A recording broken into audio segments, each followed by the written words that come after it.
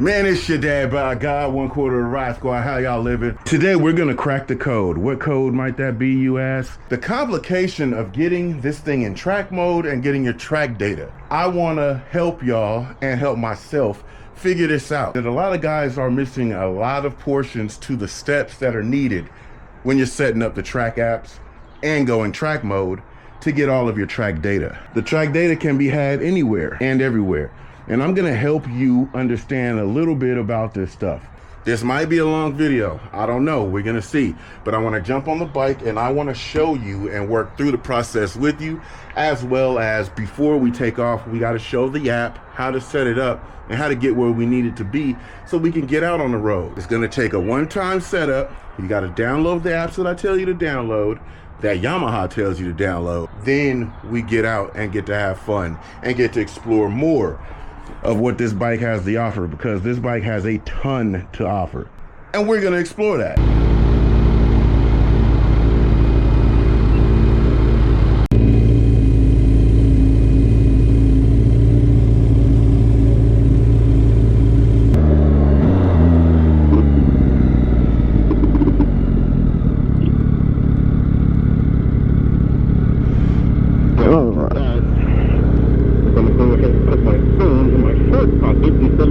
In your shirt pocket?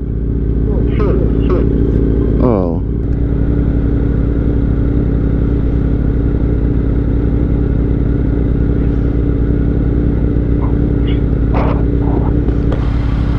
Alright, so I think I got this figured out. So we're gonna go theme, track, back to this, timer ready, back to this, track, auto lap timer, and if everything worked, what the hell was that? There we go. This says Lake Herman. So if everything worked,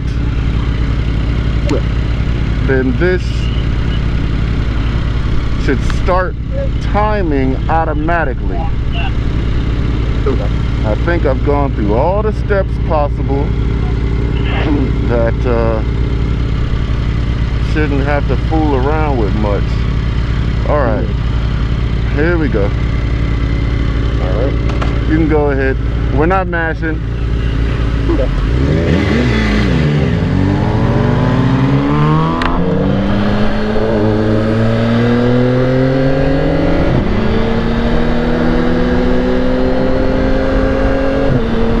And how I have it built, the start finish line, or the start line, because it's a point to point, it should start right here. So let's see if it does it automatically. Yep, it did. Oh shit, we got it. Oh, that's so sick.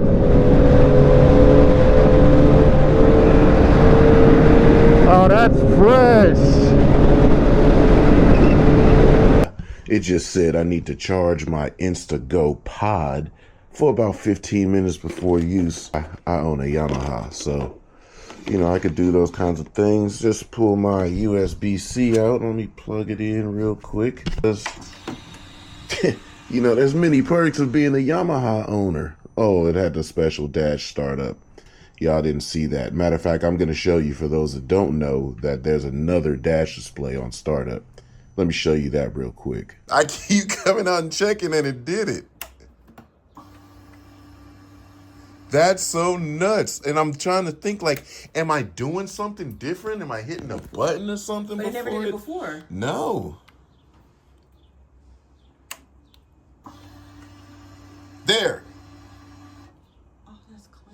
Also, real quick, while we're waiting for that intermission for my InstaGo to charge, as I left it sitting on the R1 all night, I wanted to show you guys something. There's been so many questions about this quick shifter thing. So in the group, I kind of try to help out. And like I said, I spent the whole day on this bike the first day I got it, after I put all the little parts on that I wanted on the bike.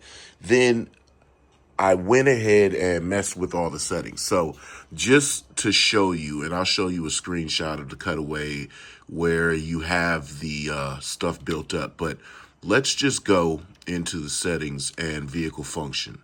Okay, YRC settings. Now let's go to quick shifter. Let me just show you in the YRC modes.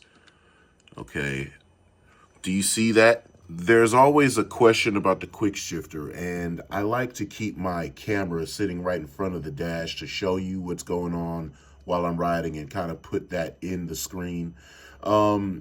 Sometimes guys talk about the grayed out arrows, the availability to go up and then down seamlessly. They're not able to do it now. There's two different options, quick shifter 1 and quick shifter 2. Okay, there's different quick shifting modes on this bike. So let me show you the difference. Okay, quick shifting 2, quick shifting 1. You see how this grays one of them out? Quick shifting 2 will allow you to quick shift up and down under deceleration, under acceleration. You can do up under both conditions. See, if I go to 1, you can only shift up under acceleration, not deceleration. Okay? What you want to be able to do on this bike, if you're tracking it, is full throttle upshift, full throttle downshift. Maybe you're on the throttle and you're not in the right RPM and you want to get a downshift. You can be on throttle and still downshift given the different modes. So you want to make sure, as you see downshift, you can downshift while accelerating. That's your biggest key. You got to make sure you're in quick shifting 2. Because look, in quick shifting 1 on downshift, you cannot be accelerating while downshifting. So that's just a little tip, a little hint. A lot of guys have commented on my videos when they're watching the video and they see my quick shifting option might be grayed out. That's if I'm in street mode. I don't have a need to full throttle downshift. If I'm on track mode, you'll see the green arrow up and down because it's going to allow me, and it'll tell you it's at a certain point, it's going to allow you a full throttle downshift.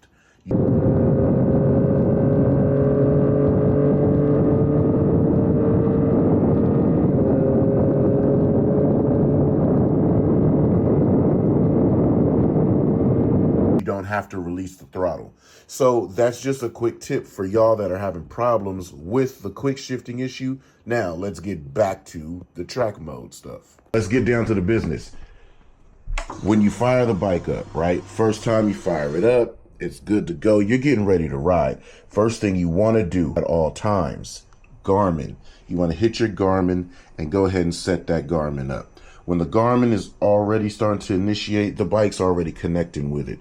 Let's take it out of this track mode and we're going to go to just regular theme. Now you're going to your location, to your spot. As you can see right here, the app is already connected and the navigation is already set up, but that doesn't mean anything. Let's say we're at the gas station getting ready to go. You've already got your Y Connect going. It's good to go. You see it's connected right there. So you go to your home button, click on your applications, accept that. We know your navigation is good because it just said you have your home waypoints and things like that. It didn't ask you to connect anything. The next thing, if you have your Y-Track Rev app set up, if you've already done this, I suggest you do it at home. No need to waste time while you're out in the road getting everything set up. Trust me, it took some trial and error. I kind of knew what was going on, but I didn't know how to apply it. So now that we know how to apply it, we are going to share this information. So tracks, okay? When you go to your tracks, you get this information. Your information is up and set.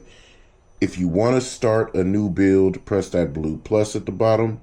But let me just show you, like, Sonoma Raceway is right there. I live really close to Sonoma. I'm always at Sonoma Raceway, so I have Sonoma Raceway set up. It's a no-brainer. Very easy to set up. When you get your map, you can scroll all over the place. You can go wherever you'd like to go, okay? But like I said, we are right at Sonoma Raceway. So we pull up Sonoma Raceway. I wanted to make the start-finish line. The start-finish line's right there. You hit the line option. that pops up. You can make start finish or sectors. Now, you've made the start finish. It's pointed in the wrong direction. Whatever the case may be. You tap on that icon and you can move that using the blue portion of the source of the icon. Okay, now it's gonna come, let's zoom out so you can see it. It might come a different direction. You can change that direction with the toggle of this one right here. It might come crooked like this. How you correct that is you just touch on one side of it and rotate it. Once that's rotated, you want to make sure that it's actually crossing the whole plane of the road that you want to use, or else the target is going to be off. It's not going to catch. The direction might be off. It might think you're going way this way, that way, whatever. That's set. That's done. You hit save. That saves it. Would you like to save this track? Okay. Now, when that's done, you're still not ready. This is the step that a lot of people miss. You're still not ready to go. Leave this app. Now we go back to Y Connect.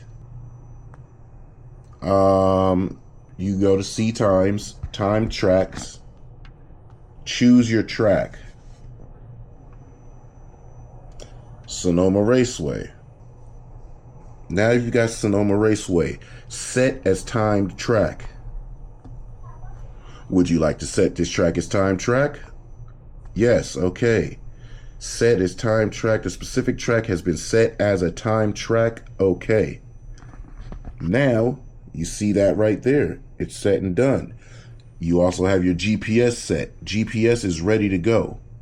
What you do is you go to your track, your designated track. Now, when you get there, we're on our street mode. We go over to our theme. We go to track. Track is set. Go back to your home button. Set the track settings.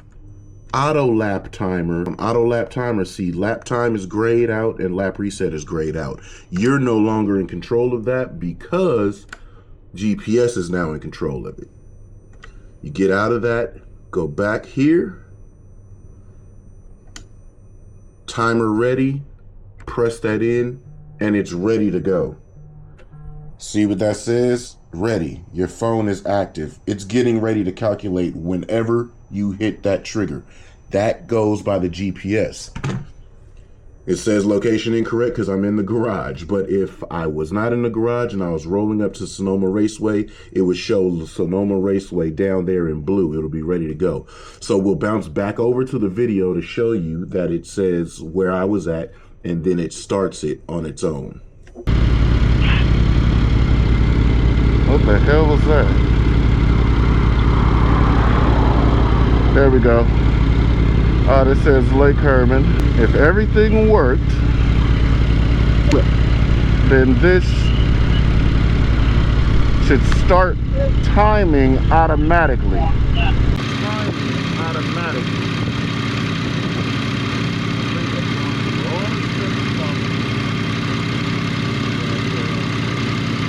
Now you gotten back and you're done riding and you want to check in the pits what you did, or you want to check as you were hanging out with your friends what you did, just to laugh and brag and talk about whatever went on and how much better you did than everybody and all the cool stuff because you're on a Yamaha.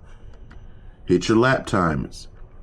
However many times you went in and out your back road, however many times you went around the track, that gets ranked as your fastest to slowest. You can go and just see what the fastest did. Oh, my fastest through the back road, I did 144 miles an hour. I had this much G of acceleration and decel, and I had that much lean angle. This shows up on your dash.